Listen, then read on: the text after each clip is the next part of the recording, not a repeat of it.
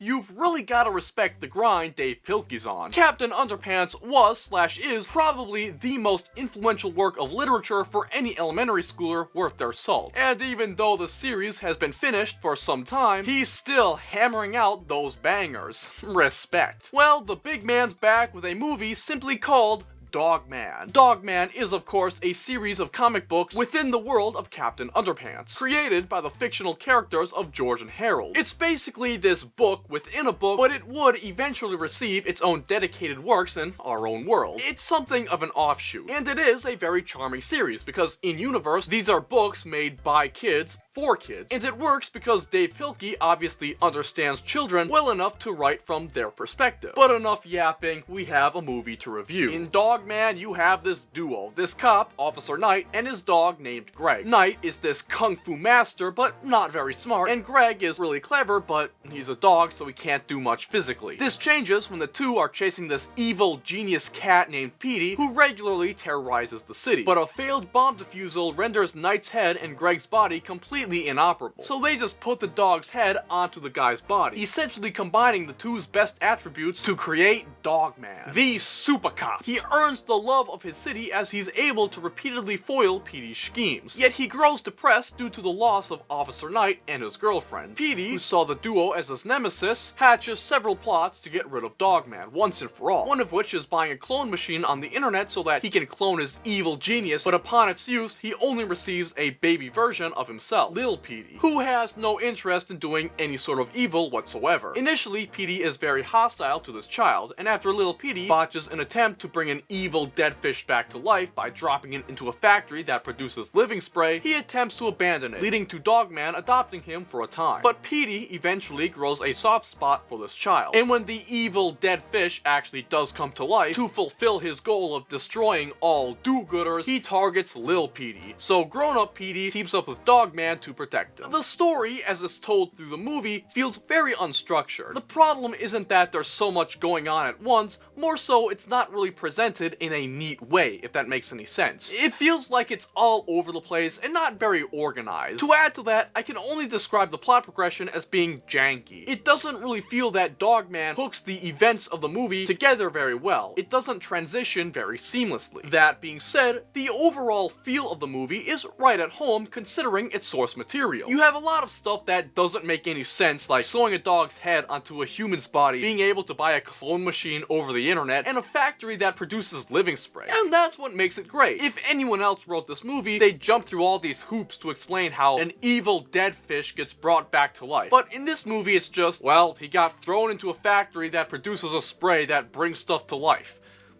Duh. Again, in the Captain Underpants world, Dogman is created by 4th graders, and that's reflected very well by how amusingly simple yet absurd everything is. The visuals are good. It, of course, strives to replicate the art of the books, and does so very well. It's a very simple style, and it works. We like that the police officers wear these giant badges over their entire uniform, as they do in the book. The mayor of the city wears this giant M, and everything looks a little wonky. Because, of course, when George and Harold were making the Dogman comics in the Captain Underpants universe, they were free-handing, and that's very much reflected here. The visuals are certainly very charming. In fact, the aesthetic as a whole feels very handcrafted, as if everything was hastily put together with arts and crafts materials, feeling right at home as an adaptation from the comics. That being said, we're not a fan of the animation. It has a very stop-motion feel to it. You can definitely see between the frames, so to speak. If you've watched a movie like Into the Spider-Verse, for example, and the way characters move about in that movie, it's kind of like that here. And we get it, it's intentional, it's stylistic, but we're not very big fans. Because why would I want the animation to look choppy and less fluent? We're all for artistic vision, but why would I want something to look as if it's stop motion when it's not stop motion? It's animated with 3D models on a computer. Maybe we're just the odd man out, but we don't get it. I think the most important thing to note about this movie is that,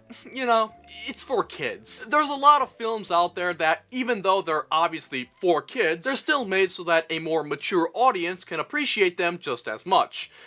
This is not one of them. The humor, for the most part, and its presentation overall is simple and goofy. It is more or less just pure stimulation for kids. I describe it as Saturday morning cartoons. It's not really trying to make something special, it's trying to make something that's easy for kids to consume and enjoy. And I will say, even though it's kind of disappointing to us as longtime fans of Dav Pilkey's works, I think it's safe to assume that most kids would enjoy this movie. That being said, it's not entirely mindless. Most of the meaning is at the ending, where it does go a little deeper than les funny down. One of the reasons Petey is evil is because he's a miserable cat person who wants everyone else to be just as miserable as he is, and that stems from his dad leaving him and his mom when he was young. Thanks to Lil Petey's efforts, he reunites Petey and his dad, only to find out that even after all this time, he's still the same miserable old man he was all those years ago. Yet, despite this, over the course of the movie, Petey eventually gets over his traumatic upbringing and desires to give Lil Petey a life he was never able to have, thus breaking that chain of emotional abuse for future generations. In this way, the movie presents a message that's idealistic but not unrealistic. It's saying that no one's born a bad person. It's what influences them that shapes them into who they are. People can change, but not everyone's willing to. They very well may wallow in their own misery for the rest of their life, but that doesn't mean that you have to. Even if you've had a less than ideal upbringing, you don't have to pass on that negativity to the next generation. And by drawing that line in the sand, you can ensure that your offspring and future generations are able to live well. But don't tell that to the baby boomers. So credit where it's due, there's a message in here for both kids and adults. I wouldn't say it's a movie worth watching if you're a part of the mature audience, but it's not totally unsalvageable if you're watching along with your kids, or even someone who enjoyed the books back when you were young and want to check out the movie. If I was gonna score Dogman, according to the way I score movies in general, I'd probably give it a 6 out of 10. That being said, it's not really fair to rate this movie in the same way you would others because, again, it's a kid's movie through and through. For the most part, it's not trying to be special or memorable or one for the ages, and I guess it doesn't have to be. It's trying to entertain children and maybe teach them something about the world, and in that case, I think it does so very well. I think if someone brought their kids along to the movie theater, said kids would probably have a good time, and it wouldn't be a total slog for the adults either. And in that sense,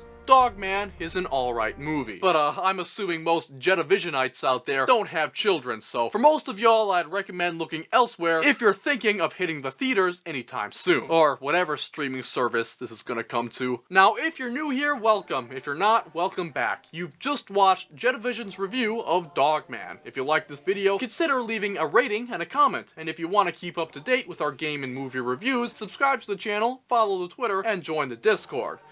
Mac Chista, Jetavision, signing out. You all have a good one.